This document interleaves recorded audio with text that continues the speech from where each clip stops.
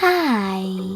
In front of me is iPhone 15 and today I would like to show you where you can locate all text correction options. First of all, go into Devices Settings and scroll down right away to Access General. Following that, scroll down again and select Keyboard section.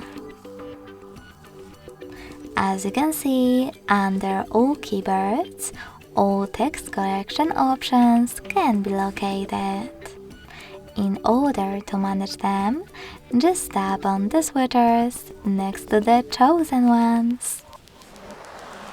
Thanks so much for watching. If you enjoyed this video, don't forget to leave a like, comment and subscribe.